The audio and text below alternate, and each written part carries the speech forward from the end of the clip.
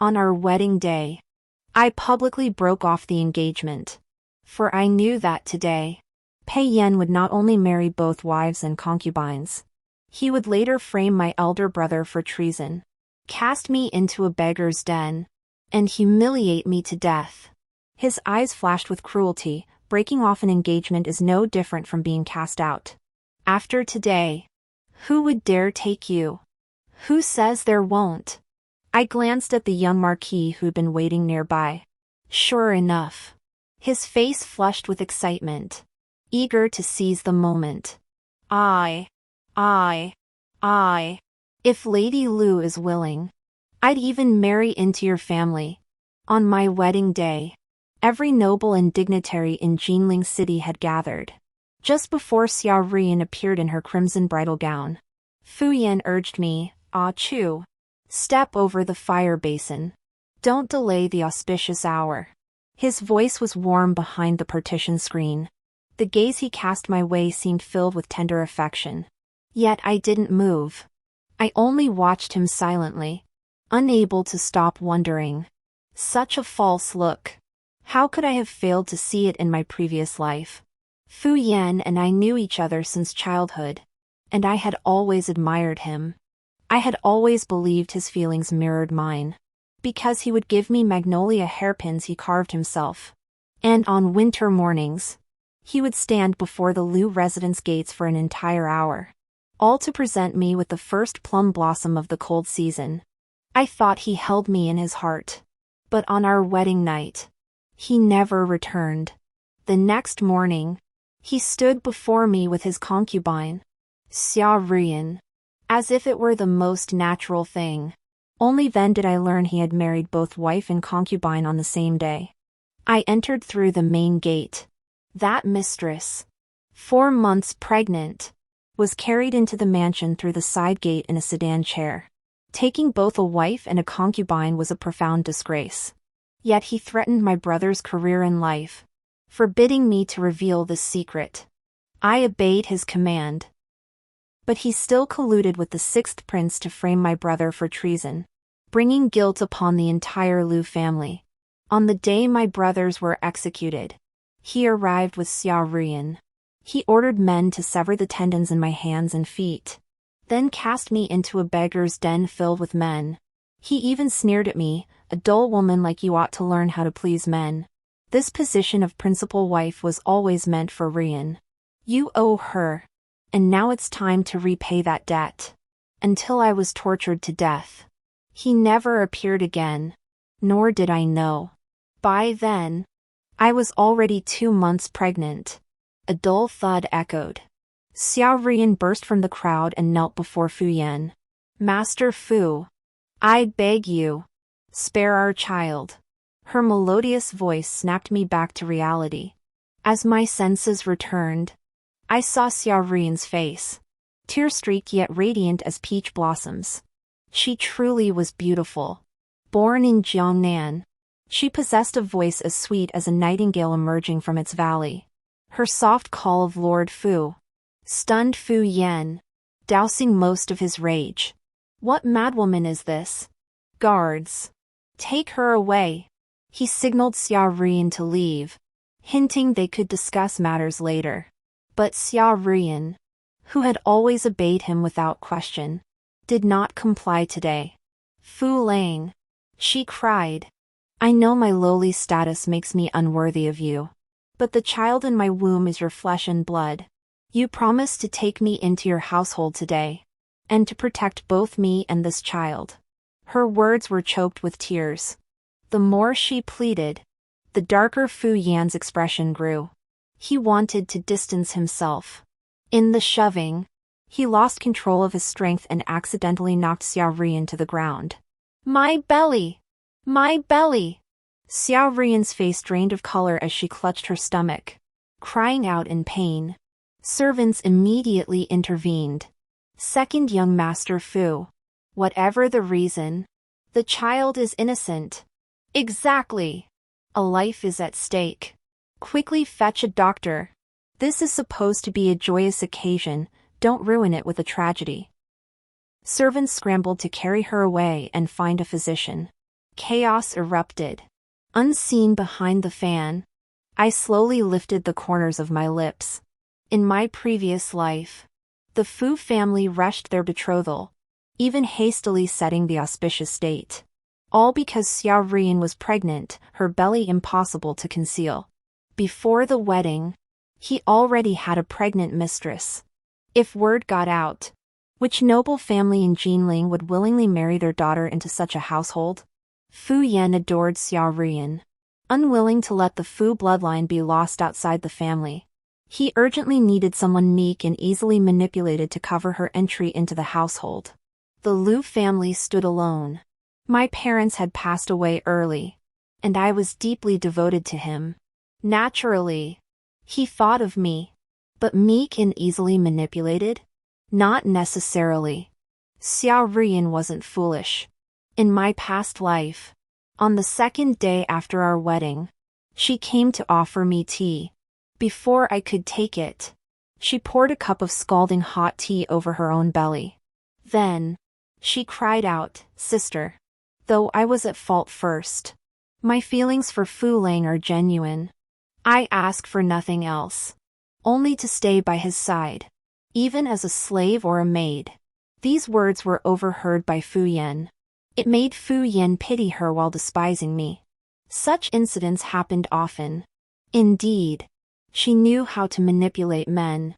She also knew how to make Fu Yan willingly set the day to welcome her into the mansion on the very same day as my wedding. But she wasn't clever. I merely bribed a servant of the Fu household. I let her believe I had long known of her affair with Fu Yan. I let her think his sweet words were mere deception, that he intended to kill her and keep the child. And just as I had anticipated, she charged in recklessly. This farce made far too much noise. The elderly Madame Fu, who had been waiting inside the Fu residence to receive her gifts, along with my 3 elder brothers, rushed out upon hearing the commotion. Xiao Rian suffered a miscarriage. The Fu family tried to take advantage of the chaos to carry her away. But my brothers blocked them. Taking a concubine on your wedding day? The Fu family truly has no shame. Second brother was the most straightforward and quick-tempered. He kicked over the brazier. Coals exploded, sending a wave of gasps through the crowd. With things escalating like this, Fu Yan would never admit it for the sake of the Fu family's reputation. I truly don't know this madwoman. He frowned slightly, stepping forward to take my hand.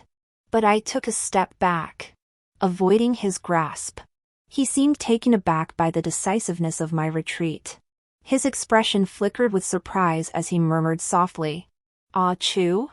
I didn't look at him. My gaze fell instead on Xiao Rian, pinned down by Fu family servants. He called you a madwoman, yet you claim you carry his child. Without proof. This is slander. You'll be taken away from here. My words trailed off. But Xiao Rian wasn't foolish. She now understood she'd fallen into a trap. Her eyes widened as she stared at me, all color draining from her face. Yet she also knew that without proof, and having offended the Fu family, even if she could win back Fu Yan today, her reputation ruined. She'd never set foot in the Fu household again. She might even lose her life over this. Wealth and status were important, but staying alive was paramount. After weighing her options, she spoke softly. I've known Master Fu for a year. He kept me at his estate outside the city, where all the servants recognize me. Also, he has a mole the size of a fingernail on his waist. Such a hidden spot. Even if it couldn't prove the child in her womb was Fu Yan's, it was enough to prove their secret affair. The room erupted in commotion at her words. Amid the clamor, my eldest brother frowned deeply, pulling me behind him. Lord Fu, he declared, though my parents fell defending the northern frontier, my brothers and I still stand. What is this? Does the Fu family think the Lu clan has no one to defend itself? My second brother said nothing, but landed a punch squarely on Fu Yan's face. My third brother whispered soothingly in my ear. Don't be afraid. I'll see justice done for you. Fu Yan, struck, was already seething with rage. Ah Chu, there must be more to this matter.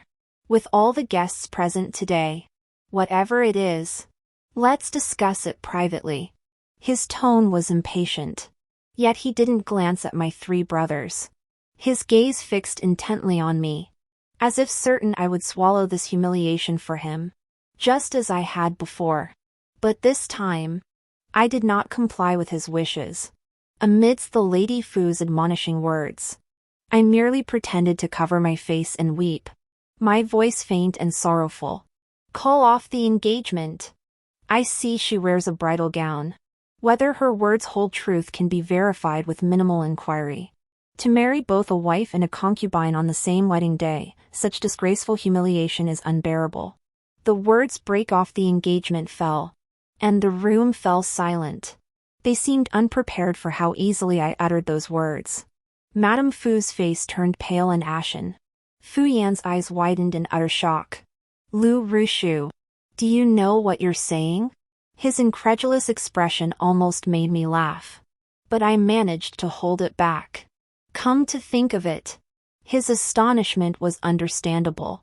After all, in his eyes, this marriage was something I had begged for. The Lu family had served in the military for generations.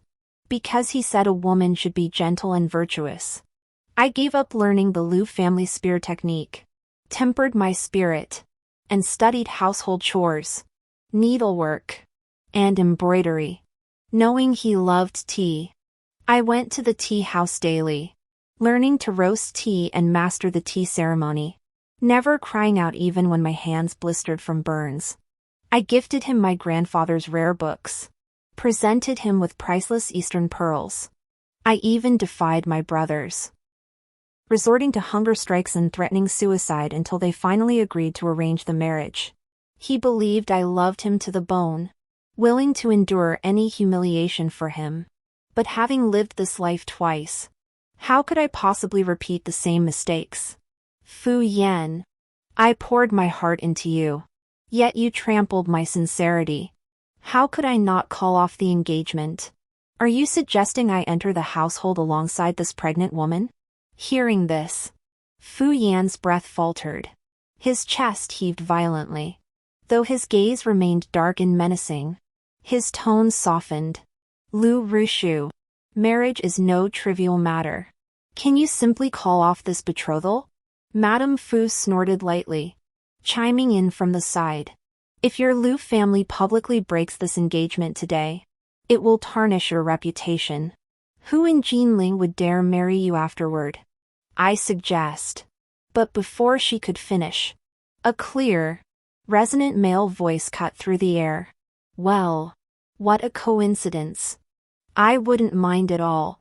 Turning toward the voice, even Jinling's most notorious playboy, the heir to the Yuyang Marquis, Wei Xiu, stood tall and fair as jade. Meeting those piercing, black and white eyes, my heart trembled. It was as if I saw again the wine bottles piling ever higher at my grave. 8 years after my death. In that dazed moment, the man's voice carried a hint of amusement. The Fu family humiliated the Lu family like this. Yet you expect to sweep it under the rug?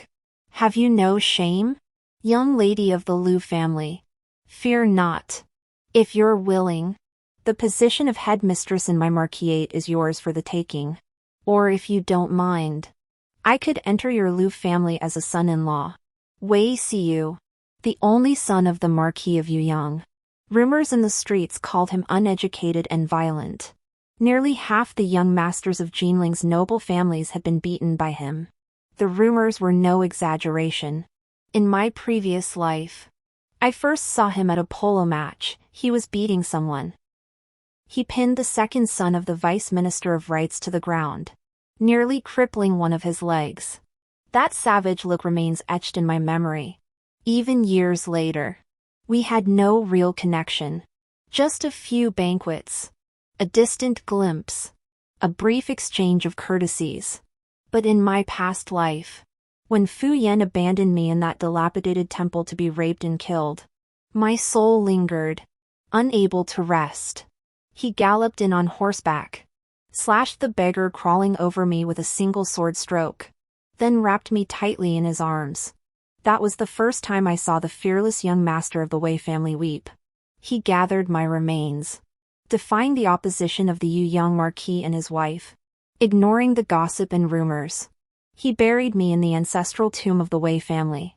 For a long time afterward, he would drink himself into unconsciousness at my grave each day. His years of despondency seemed anything but feigned. Yet even now, I still cannot fathom where that overwhelming love of his came from. Wei Xiu emerged from the crowd and stood with his elder brother and others. His peripheral gaze drifted toward me, his brow betraying unhidden delight. Accustomed to defying convention, no one took his words seriously, assuming he was merely aiding the Lu family. Though he was a reckless rogue, his mother was the emperor's own sister, the eldest princess.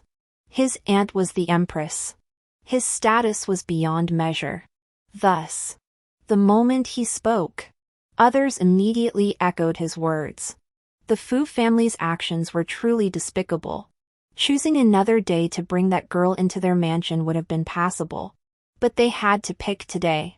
Wasn't this like grinding the Lu family's face into the dirt?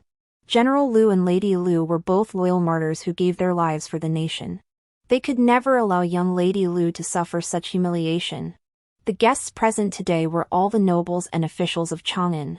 Seeing the overwhelming tide of opinion, Fu Yan's expression darkened.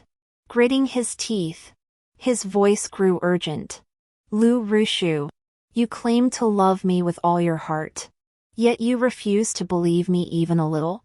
I lifted my gaze, deliberately feigning a choked voice. What should I believe? That you didn't hide her in that suburban mansion? That you don't have that mole on your waist? Or that you never intended to bring her into the Fu residence today, that no palanquin carries her into the mansion at this very moment? Watching his face grow paler by the second, I paused.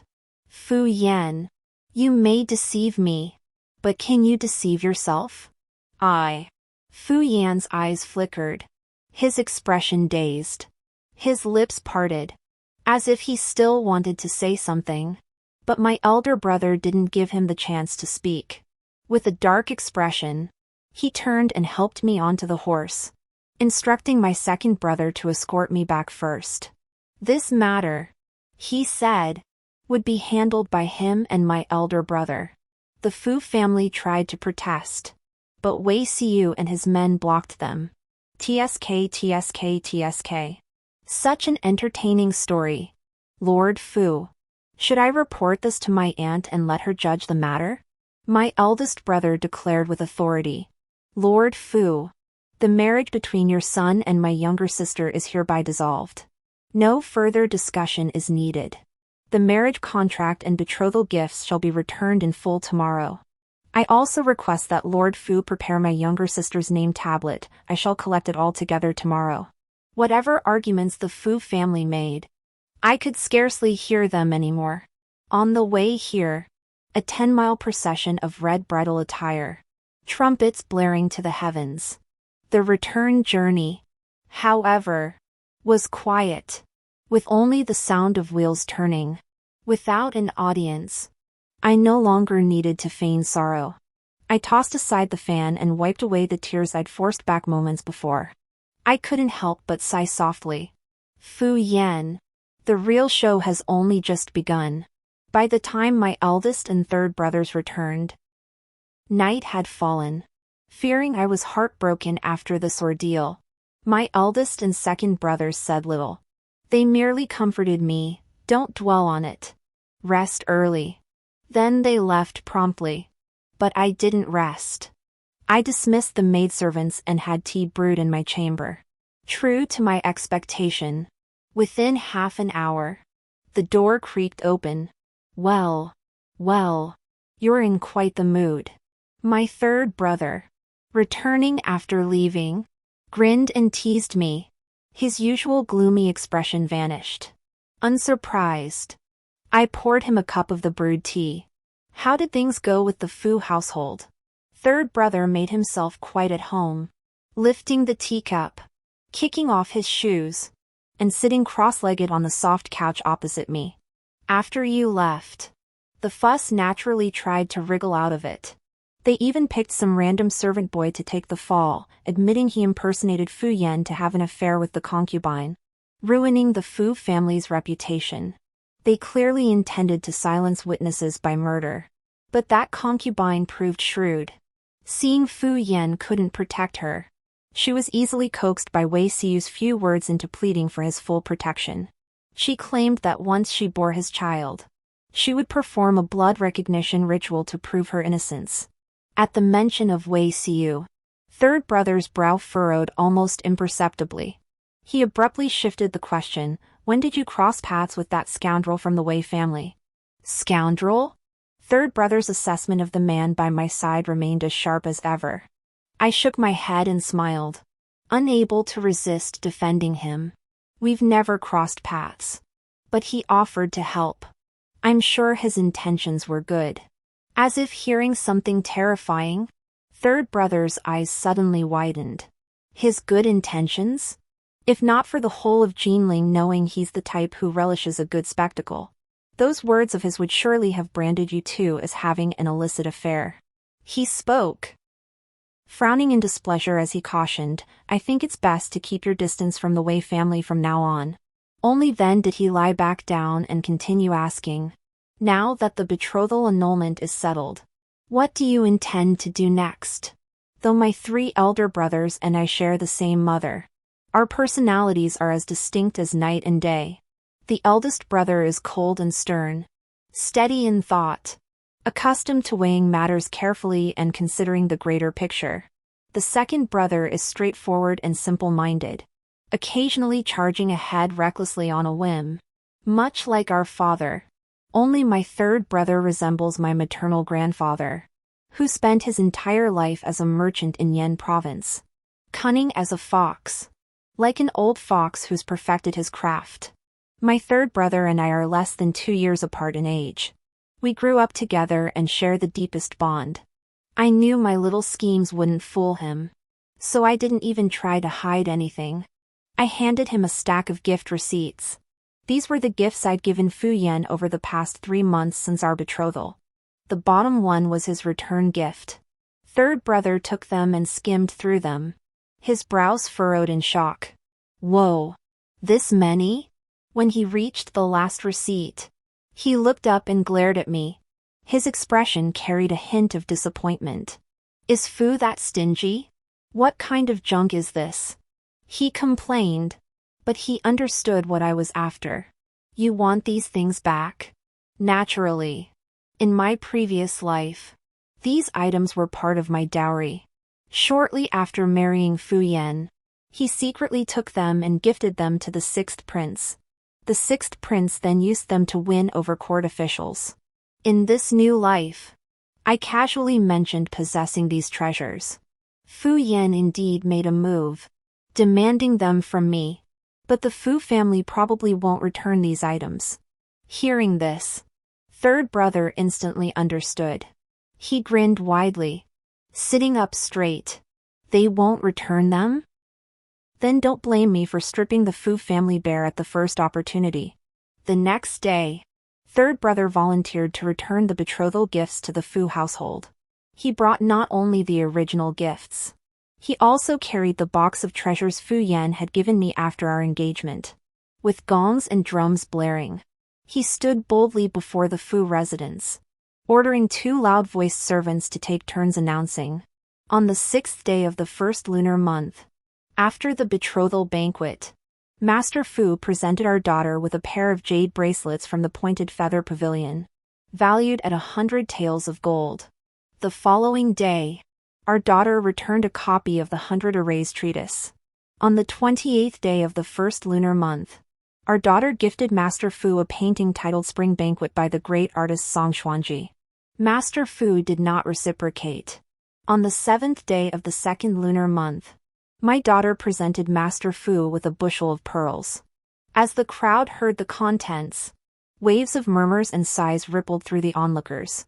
Why were all the gifts from the second young master of the Fu family such common trinkets found anywhere on the street? The most valuable was merely a pair of jade bracelets from Dinsui Tower. Could he really afford to give that? And that carved wooden hairpin? A piece of junk, call it sentiment if you like. But it's just cheap. For a young master like him. Who knows if he even made it himself? Now look at what the Lu family gave: rare books, calligraphy, paintings, each a treasure only heard of in legend. The Lu family's young mistress sure knows how to spend. By the time the Fu family heard the commotion and came out, the gift list had already been turned over and over by the servant, recited countless times. Sitting in the carriage at the street corner, I saw Fu Yan's face darken as he confronted third brother, Lu Sun. What's the meaning of this? Third brother still wore a smug grin. What does this mean? Our marriage is off. Naturally. We must settle all accounts. The betrothal gifts your Fu family brought when proposing, plus all the junk you casually gave my little sister after the engagement. I've brought every single item back today. And here is the list of gifts my sister gave you. Please return them to us. We'll tally everything face to face. To avoid any misunderstanding that the Lu family has taken advantage of the Fu family. From the crowd, someone shouted, "Return the gifts!" People began to jeer. Amid the uproar, the expression on old Madame Fu's face visibly turned panicked. Fu Yan's fists clenched tightly, his face gradually darkening. He couldn't possibly return these things. Because, just like in his previous life, now, they were safely tucked away in the homes of certain ministers within the court. Clearly, Fu Yanni understood this matter must not escalate. Above all, the sixth prince and the ministers he had co-opted must never learn these items originated from the Lu family. Nor could they be retrieved. Otherwise, accusations of factionalism and favoritism reaching the emperor's ears would lead to repercussions far beyond tarnishing the Fu family's reputation. His brow furrowed slightly as he fixed his gaze on his third elder brother. Brother Lu. Ah Chu and I were deeply in love.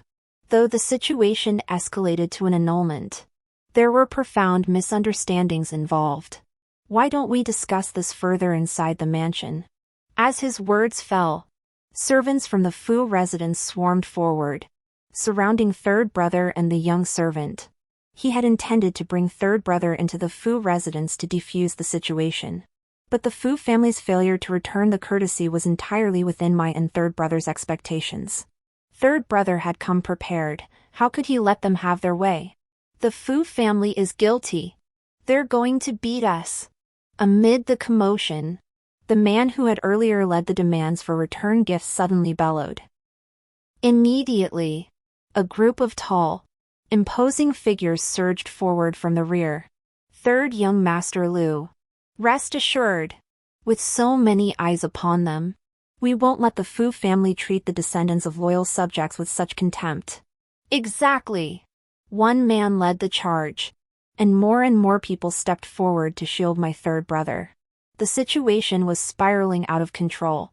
Fu Yan and the old Madame Fu's faces darkened completely. They just pulled out some random list and claimed my son accepted these gifts. They're trying to extort money from the Fu family by using the broken engagement as leverage? In this world, even a madwoman can falsely accuse my son. How hard could it be to fabricate evidence?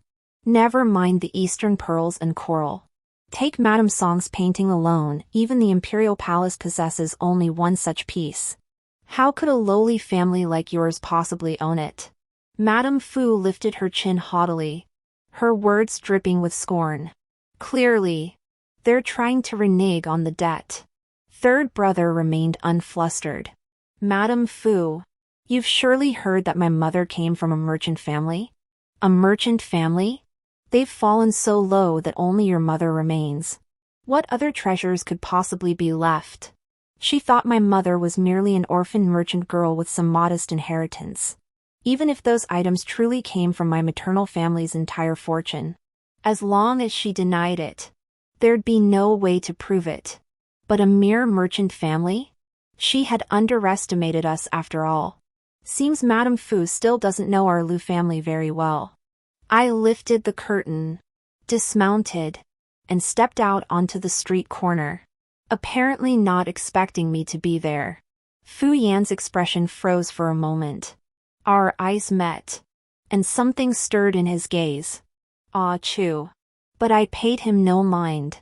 I lifted my gaze to the elderly Madame Fu beside him. Indeed, it's common knowledge that my father came from humble origins as a martial artist, and my mother was merely the daughter of a merchant.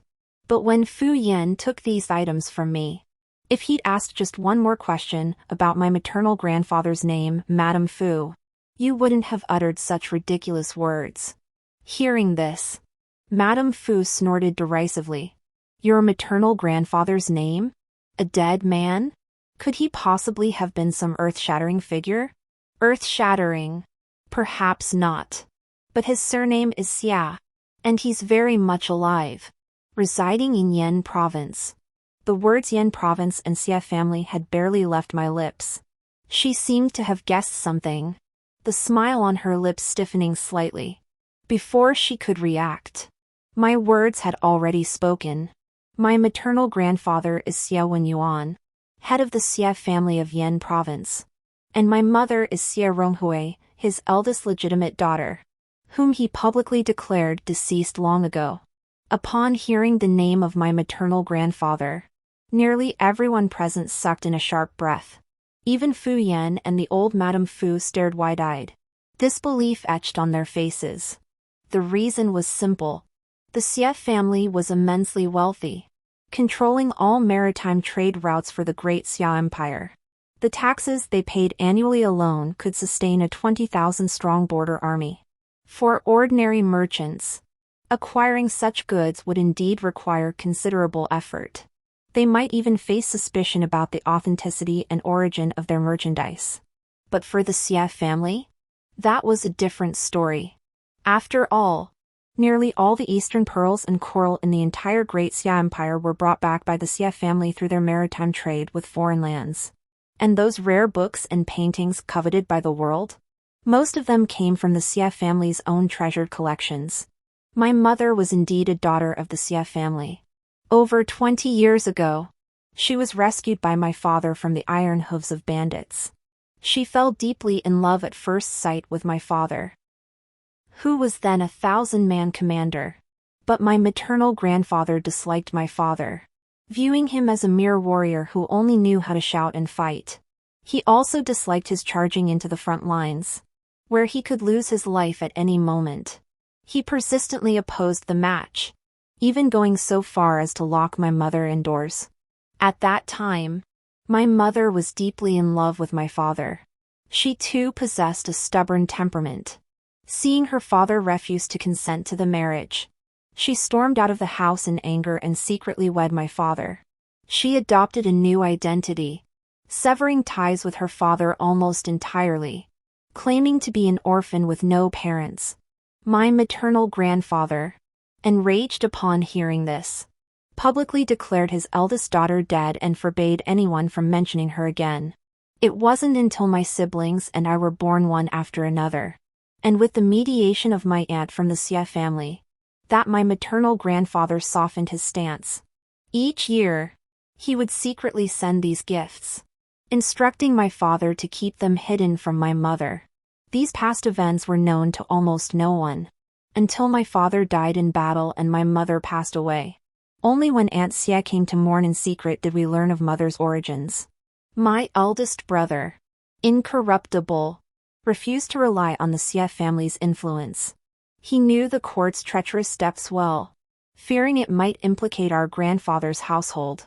Not only did he refuse to acknowledge the kinship, he deliberately concealed the connection between the Liu and Xia families. Impossible. Your mother was a Zhou, just an orphaned girl. Madame Fu's voice trembled slightly. Her gaze, however, was fierce beyond measure. By now, Fu Yan had also recovered from his shock. He looked at me with a complex expression, his eyes like turbulent seas, his fists clenched and unclenched, words on the tip of his tongue.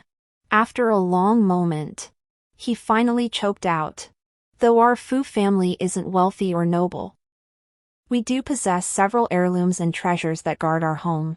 Even if you are a member of the Xie family, even if you happen to hear me mention that these items were purchased from the Xie family, you cannot simply claim them as your own.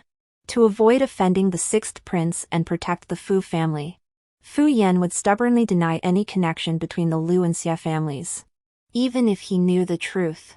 His words were exactly what I'd anticipated, holding little surprise.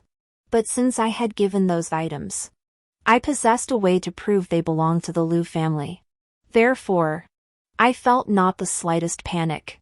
I sighed softly, about to speak. A clear, cheerful female voice suddenly drew nearer. Madame Fu, did you not know? Zhou is my mother's maiden name. Furthermore, goods circulated by our Xie family and our privately treasured collections each bear distinct seal marks. If your Fu family insists these were purchased, why not present them for me to verify?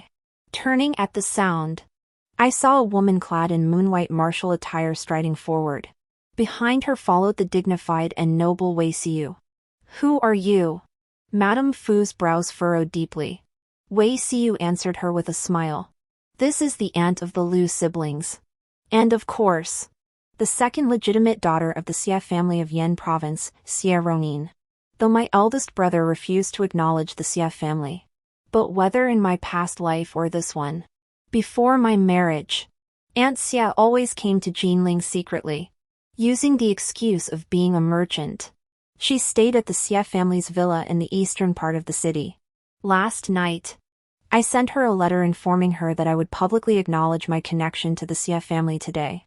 I anticipated her arrival, but I hadn't expected her to come with Wei Xiu. Moreover, judging by their demeanor, they seemed quite familiar with each other. Doubt stirred within me. Unable to resist, I glanced at Wei Xiu twice more. He flicked open his folding fan like a peacock spreading its tail, feigning aloofness with a stern expression. Yet this lasted only an instant.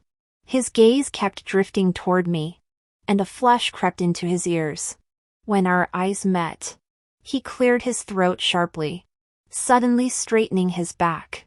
Fu Yan, didn't you say you bought the items?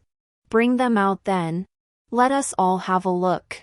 Open our eyes a bit. Fu Yan's face darkened. His gaze darted between Wei Xiu and me.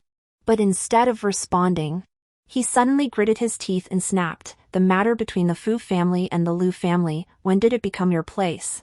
An outsider. To meddle? Before Wei Xiu could respond, his aunt burst into laughter. An outsider? This boy is no outsider. He knelt before me all night yesterday, vowing to marry into our family as Ruer's husband, though marriage is traditionally decided by parents. My sister and brother-in-law are absent. As his aunt, I hold equal authority. I see him as a good lad. I'll give their marriage careful consideration, as if kneeling and becoming a son-in-law were matters of great pride. Wei Xiu stood tall, his chest puffed out, a hint of smugness in his expression. His demeanor was somewhat amusing. I found myself glancing at him again. But before I could study his expression closely, Fu Yan's hoarse, furious shout cut through the air. Impossible. I turned toward the sound. His face drained of color, his expression utterly panicked. Ah Chu, you cannot marry another. Fu Yan's tone was fierce. Only after speaking did he seem to realize that since he had married both a wife and a concubine yesterday, and I had publicly broken off the engagement, he no longer had the standing to stop it. He could only soften his voice. There's deep misunderstanding between us. I need time to prove myself to you. Ah Chu, wait for me. Will you? Don't marry anyone else yet.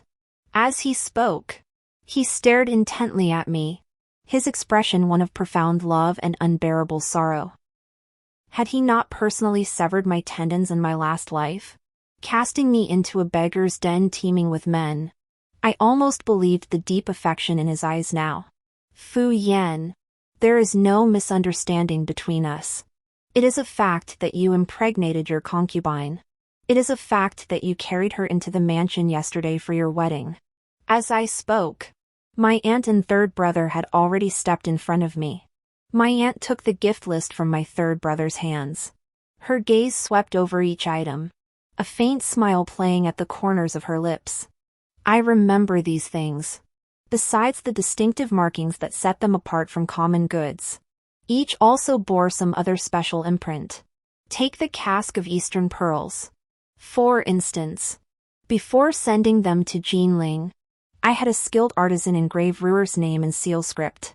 The characters were minuscule, visible only through the Western-style magnifying glass the Xie family brought back from overseas. Then there's this painting, Spring Banquet. It was originally my elder sister's maiden room possession. As a child, she was mischievous and accidentally spilled a few drops of cinnabar on it. Though it was treated, faint traces remain visible when held to the sunlight. She paused, leaving the sentence unfinished. Instead, third brother stepped forward with a sneer. "Minister Fu, after all that's been said, surely you won't renege on your promise?" Fu Yan was practically forced to agree to return the gifts. He claimed he needed half a day to inventory them, but I knew he'd never produce those items. He merely needed time to devise a solution that wouldn't offend either the sixth prince or the court officials. He thought he had half a day to formulate a countermeasure. Yet he underestimated the power of rumors. Yesterday's spectacle, my public annulment of the marriage amidst the Fu family's simultaneous wedding of wives and concubines, had already stirred up a storm. After fermenting overnight, compounded by today's deliberate commotion outside the Fu residence, the list had already reached the palace before court adjourned. By the time my eldest brother returned from court, it was past noon. Before he even entered the door, I heard him berating my third brother. "Lu Sun, why didn't you consult me about such a momentous matter? Every prince harbors wolfish ambitions, glaring like tigers, all fixated on the crown prince. They're itching to find fault with us, his supporters. If you and second brother were framed and implicated, dragging our maternal grandfather's family into this." Eldest brother was usually steady and restrained. He must have been truly enraged. He even used third brother's full name. But before he could finish his rebuke, he spotted Aunt and Wei Siu seated in the main hall. "Aunt, look at him." Third brother tugged at Aunt's sleeve, whispering his complaint. Aunt set down her teacup, flashing the same smile as third brother, and beckoned to eldest brother. "Chinner, come here." Eldest brother dared not refuse. Yet he kept his face stern, preserving his last shred of dignity. "You two step outside. Auntie and I need to speak." Third brother and I exchanged a glance and rose silently. Just before exiting, I handed eldest brother a sealed letter. Meanwhile, third brother deftly pulled Wei Siu to his feet. As the hall doors closed, I caught a glimpse of Aunt slamming her teacup down. Her tone was icy. "Lu Qin, is this your reason for refusing to acknowledge your ancestral ties? We are blood relatives. How dare you assume we are cowards, unwilling to share in both glory and disgrace?" After our parents passed, my eldest brother shouldered the Li family's burdens, navigating every matter with utmost caution for the sake of stability. I understood his concerns. I knew he lived with constant vigilance. Yet, as my aunt said, compared to an uncertain future, she and my maternal grandfather valued blood ties above all. In my previous life, my soul lingered after death. I saw the white-haired old man at my grave, coughing up a mouthful of blood. What good was all the money I made? In the end, I couldn't even protect my own granddaughter. I also saw my aunt, who had once devoted herself solely to business and never meddled in court affairs, nearly squander the entire Xie family fortune to join forces with Wei Siu, all to avenge the four of us siblings. What the two in the hall said in the end, I could not know. Outside the courtyard, on the covered walkway, my third brother stared at Wei Siu with wary eyes. "Wei, He said, "My aunt coming to my home is perfectly natural. But what business do you, an outsider, have following her? Didn't you hear my aunt? She'll consider me marrying into your family. I'm no longer an outsider." Wei Siu's expression darkened. He shot me a quick glance. Seeing no trace of displeasure, he visibly relaxed. Third brother was stunned. "No way. You're serious?" "Naturally.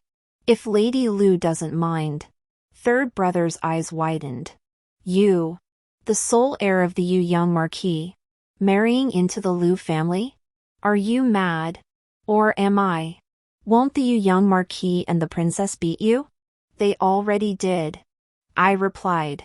"They even threatened to break my legs. But I ran fast." Wei Siu's tone was as light as if he were recounting a meal he'd already eaten. His expression was unusually sincere. After speaking, he cautiously glanced at me again. "Madam Lu, I haven't asked you yet. Are you willing? In my previous life, we never crossed paths while I was alive. After my death, the expressions I saw most often on his face were despondency and ruthlessness. Now, with his brows slightly furrowed and an anxious look on his face, he seemed strangely vivid and endearing. I couldn't help but let the corners of my lips turn up.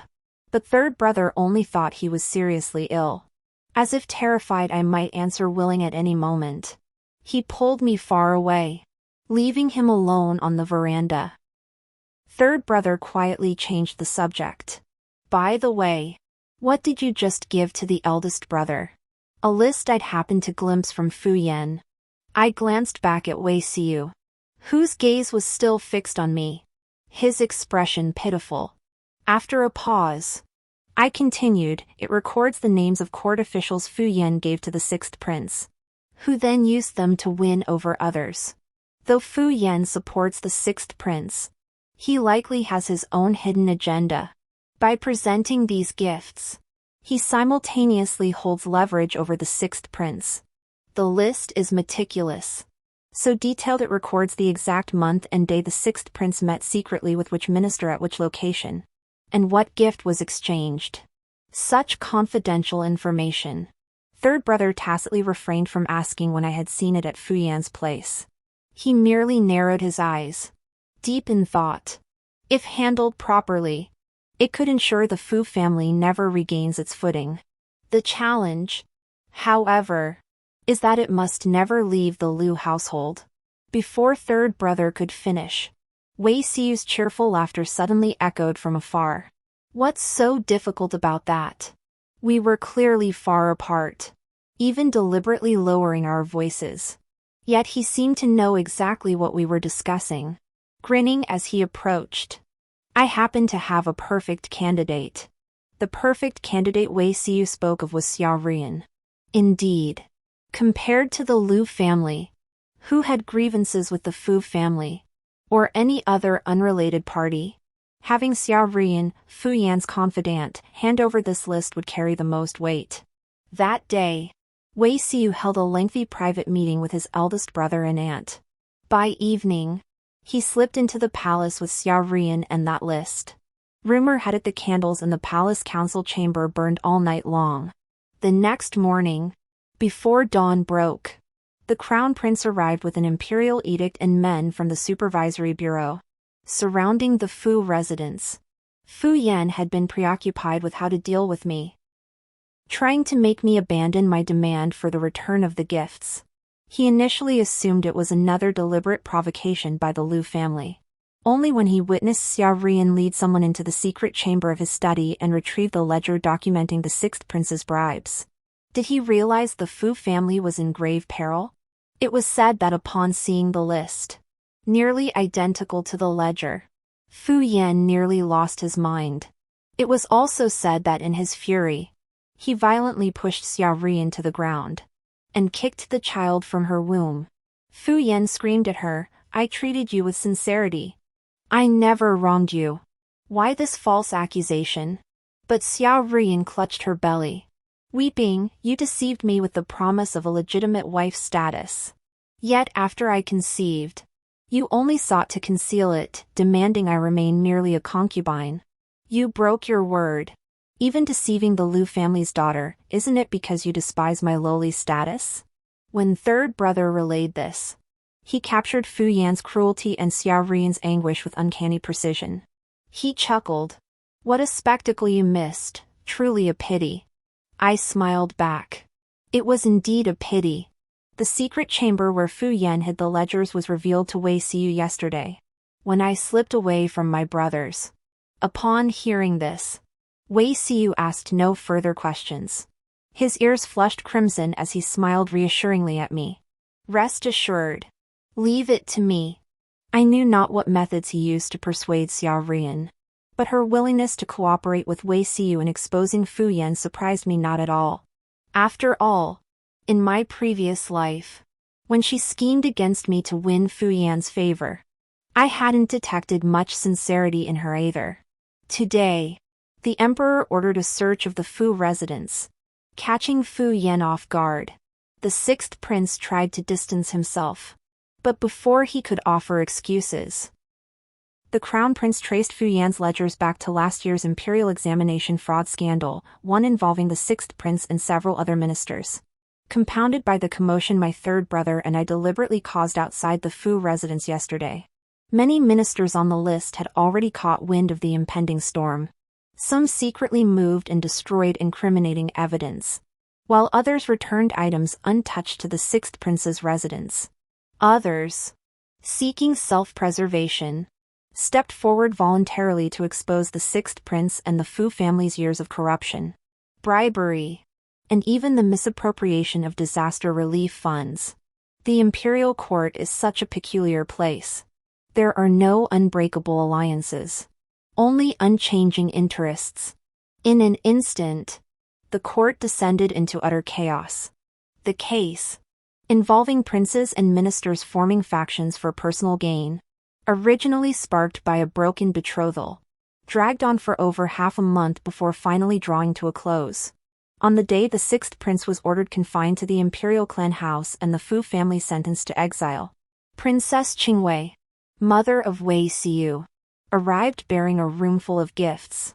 That child has always been this way. Once he sets his mind on something, not even 8 oxen could pull him back.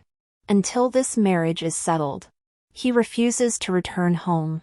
Whether he marries into the Lu family or you marry into the Marquis' household, his father and I are open to discussion. Don't misunderstand, we're not forcing your consent.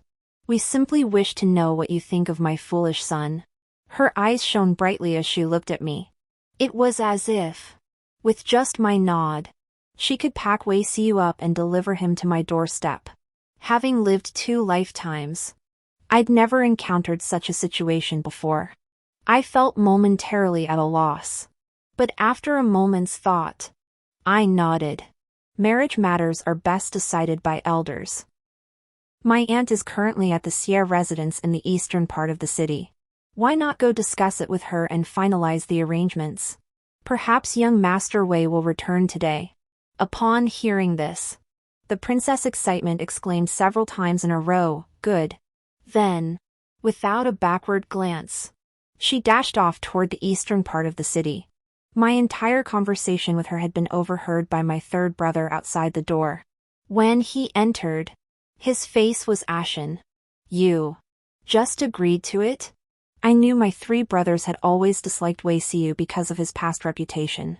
But even someone like Fu Yan, with his reputation as a gentleman of Shulan, what good did that do? Reputation is always the most deceptive thing. With Fu Yan's precedent, I knew I could never persuade my brothers. After a moment's thought, I couldn't help but sigh softly. Third brother, imagine this, after your death, someone remains unmarried for the rest of their life. A good-for-nothing playboy transforms bit by bit into a powerful, scheming minister, all to avenge you and clear your name. Given a second chance at life, what would you choose? My unguarded words made third brother's eyes widen abruptly. His expression flickered between disbelief and sudden understanding. His breathing grew ragged as he murmured, "No wonder. Your actions before But I didn't wait for him to finish. I would look back at him. I lifted the teacup and sipped slowly. Unbidden. The memory returned, the man before the tombstone. His voice hoarse and blood-soaked with each word, "Wait for me." I wanted to know why. Knowing it was futile. He still went to such lengths. I wanted to hold his hand too. That path he walked. He walked it so alone. We stared at each other in silence. Third brother clenched his fists. His eyes reddening. The room fell still, filled only by the rustling of leaves outside. After a long while, third brother abruptly stood up. "That way lad has been coming by far too often lately." Second brother picked out a sturdy stick before leaving today. "I should go check on him, lest he beat someone to a pulp." With aunt in charge, third brother tried to dissuade him. My betrothal to Wei Siu was arranged more smoothly than anticipated. On the day the Yu Young Marquis household sent the betrothal gifts, the dowry alone filled an entire alleyway in front of the Liu residence. As if fearing I might change my mind, the wedding date was set with alarming haste. It falls on the 20th of next month. Yet Wei Siu, who had been visiting the Liu household daily just days ago, has since become uncharacteristically distant, absent for several consecutive days. I sent someone to inquire. All I heard was that he leaves early and returns late each day, seemingly heading to Wui Alley in the eastern part of the city. What he's busy with remains unknown. Wei Siu's sudden coldness left a bitter taste in my heart. I had planned to pick a day soon to visit Wui Alley myself. But unexpectedly, on my first outing since the last commotion at the Fu residence, I encountered a street murder. Commotion ahead. I intended to turn back home, but when I ordered the coachman to halt, there was no response. Instead, a figure darted into the carriage. A cold dagger pressed against my throat. "Don't move. Just get out of the city like this." The voice spoke. It was Fu Yan, who should have been in prison right now, scheduled to be exiled with the army tomorrow. 20. Fu Yan's escape from prison was something I hadn't anticipated. But it wasn't entirely surprising either. After all, he wasn't stupid. Even if his judgment had been clouded by Xiao Rian on the day of his arrest. After all this time in prison, he should have come to his senses. Separated by a curtain, the coachman outside had been replaced by one of his men at some point. The rumble of the wheels continued for a long time before finally coming to a halt. "Lord Fu, don't delay too long. We don't have much time." Fu Yan gave a low, deep hum. The dagger pressed against my neck finally dropped. He grabbed my arm and dragged me out of the carriage. The moment I saw the dilapidated temple before me, my heart lurched. A chill shot up from my feet. A dull thud echoed. The temple door slammed shut. Scenes from my death and the previous life surged into my mind, causing a constant ringing in my ears. As if struck by lightning. "Ah Chu. I've never understood. I never did anything to wrong you. So why did you hate me so much?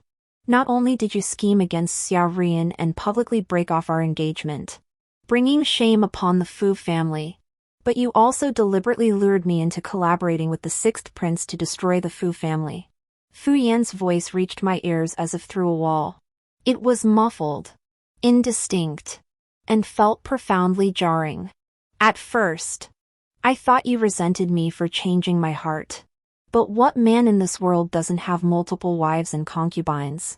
You loved me so deeply, it couldn't possibly be just because of Xiao Rian that you became so ruthless. Later, while feverish in prison, I finally understood.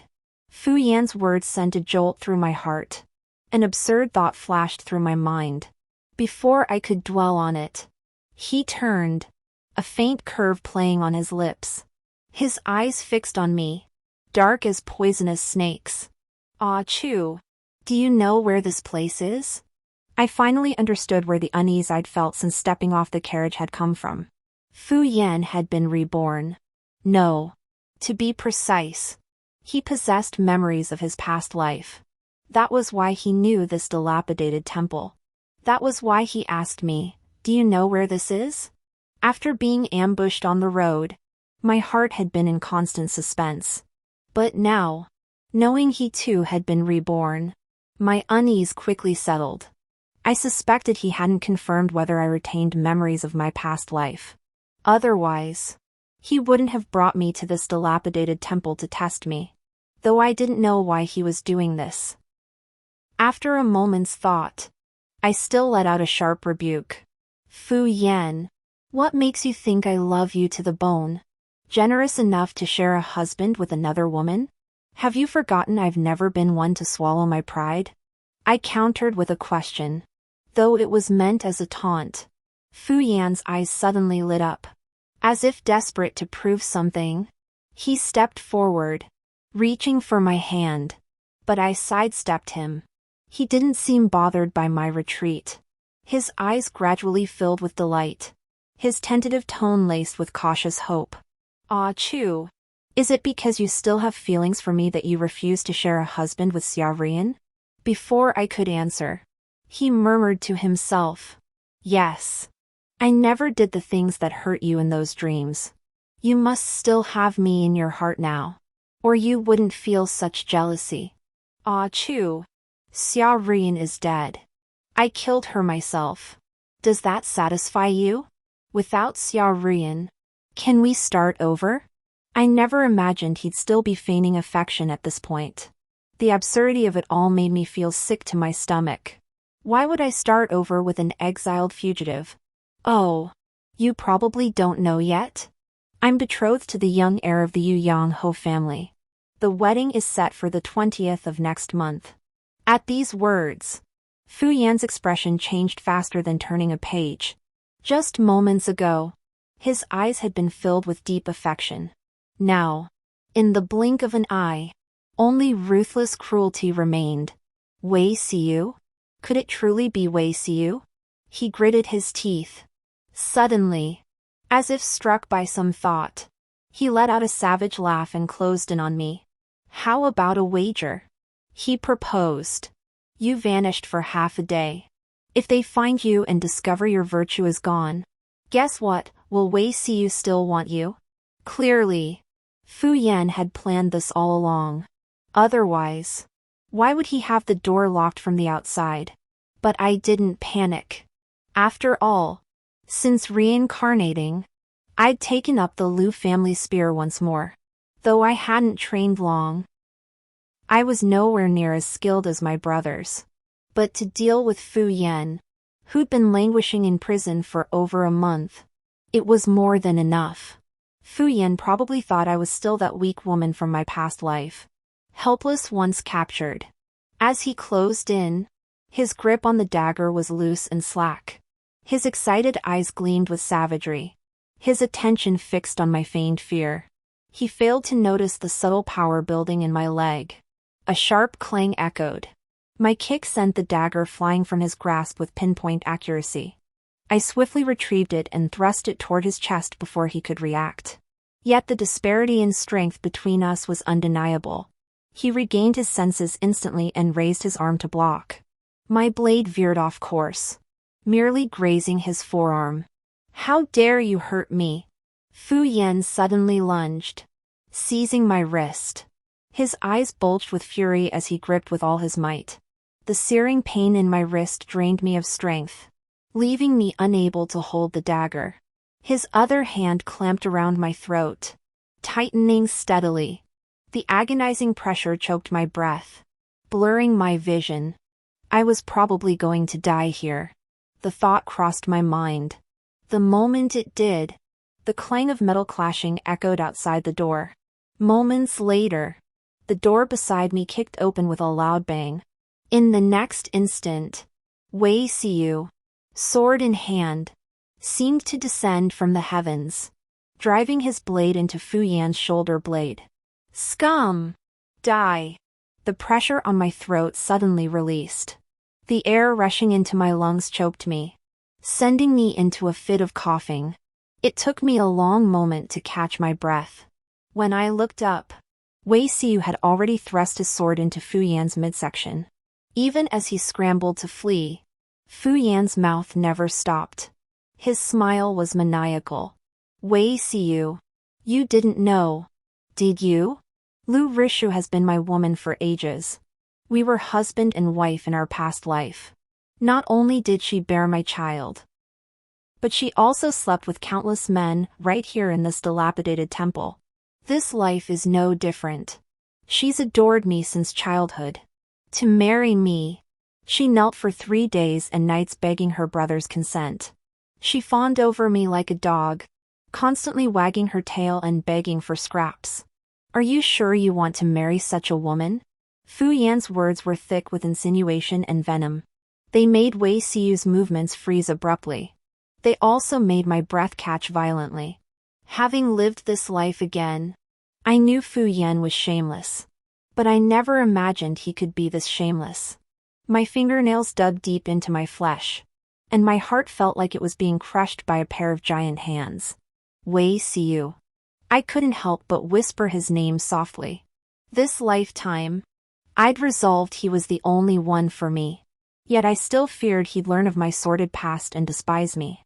Timidity crept into my heart. But when I lifted my gaze, I saw no trace of disgust on his face. Instead, he asked, so what? A woman's virtue lies not beneath her silk robes. No woman's true heart should ever be insulted or flaunted. Even if she placed her trust in the wrong man last lifetime and you defiled her, that was not her fault. It only proves you are trash. His expression was unwavering, his tone leaving no room for doubt. I love Lady Lu. I love her no matter what she looks like. You don't think these words of yours can make me change my mind about marrying her, do you?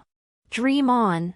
I've begged for 2 lifetimes just for her to finally look back at me and agree to be with me. Not only won't these few words of yours sway me, but even if the heavenly king himself came down, I would still marry her in this lifetime. Wei Xiu's words were deafening. I couldn't tell what shook me more, his mention of 2 lifetimes or the raw sincerity of his confession. No wonder he knew about my aunt. No wonder he showed no surprise when I told him about the Fu family's secret chamber. Staring at Wei Xiu's resolute expression before me, my chest felt stuffed with cotton, a sour ache mixed with a tight swelling. My eyes stung with heat. Clearly, Fu Yan hadn't anticipated that his mockery would be met with Wei Xiu's profound confession. This wasn't supposed to happen. It shouldn't have. His expression was frenzied, like a raving madman. His features twisted into a terrifying grimace. Watching him clutching his wound, struggling to rise, still intent on grabbing me, Wei Xiu kicked him down, raised his sword to strike Fu Yan's chest. Wait. Let me handle this. I called out to stop him, took the sword from his hand, and stepped toward Fu Yan. A wail echoed through the dilapidated temple. It was my sword that severed Fu Yan's tendons. Ignoring his curses, my voice remained calm. Indeed, I too have been reborn. I remember how you framed my elder brother in my past life, leading to the slaughter of my entire Lu family. I remember how you had me raped by beggars in this very temple. Wails erupted again as I severed Fu Yan's Achilles tendons.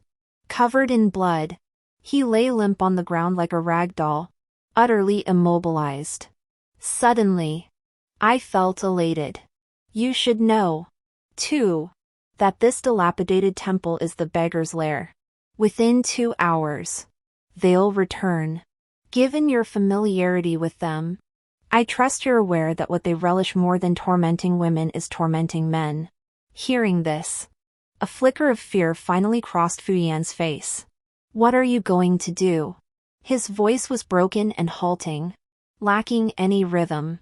But I only smiled, offering no reply. You're a fugitive prisoner. No one cares whether you live or die.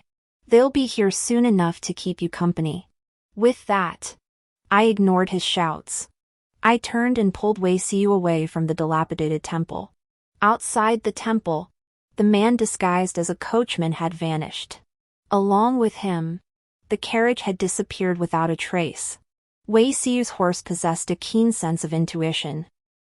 Spotting Wei Siu emerge, it trotted over and gently nudged him with its head. But Wei Siu remained still. He took a few steps holding the reins, then suddenly halted and turned to look at me. I thought I was too late again. His eyes were red-rimmed. He didn't say anything about being late.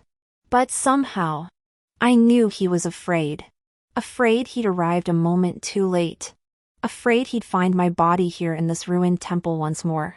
My chest felt like it was being stabbed by needles. A dense, stinging pain spreading through me. I couldn't hold back, stepping forward to ask the question that had haunted me through 2 lifetimes. Wei Siu, have we met before? He seemed caught off guard by my question at this moment. He paused slightly, but didn't hide anything. So, you really have forgotten me. A faint smile tugged at his lips, bitter and hollow. When I was young, my health was poor. A wandering Taoist said I could only survive if raised as a girl. Don't be fooled by how fiercely I fight now. If it weren't for you protecting me, who knows how much bullying I'd have endured. Back then, I lived for half a year at my uncle's house in Wui Alley, just a wall away from the Liu family's old residence. Thinking I was a girl, you taught me to climb trees, to use a slingshot to shoot dates from the branches, and even took me over the wall to the street to buy sugar figurines from Old Li's shop as gifts. His voice grew slightly hoarse. Though he spoke of me, I had no recollection whatsoever. Deep in my mind, only a vague memory lingered that in my childhood, there truly was an ailing, frail sister who needed tending. Wei Siu's voice continued. He said, later, my illness flared up, and I had no choice but to go south for treatment.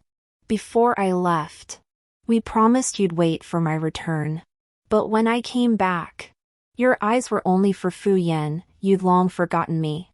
They say Fu Yan treated you like a servant, summoning you at will. I couldn't stand it, so I beat him up. I never expected you to see it, or to despise me for it. When I was reborn, it was the day before your wedding. I intended to kidnap you. You have no idea how happy I was that you agreed to marry me. When you were little, you said you loved courtyards with persimmon trees. These past days, I've been preparing one, hoping to surprise you. But I was so close. So very close. His head hung low. His tone was both aggrieved and regretful. His words came out in a rambling, incoherent stream. His slightly choked voice made my chest go completely soft. But Fu Yan was right. You know, in my past life, the gaze he cast my way seemed filled with quiet affection. He even asked, do you think someone like me is worth it? But before he could finish, he stepped forward, grabbed my shoulders, and cut him off fiercely. I said, don't even think about pushing me away. The youth's gaze was candid and fiery. Like midsummer sunlight, it burned my eyes until they stung. How foolish. I couldn't help but sigh. Without hesitation, I cupped his face. As surprise flickered in his eyes, I lifted my head and kissed him. Enough. This lifetime, someone still crossed mountains and seas for me. That was enough. The end.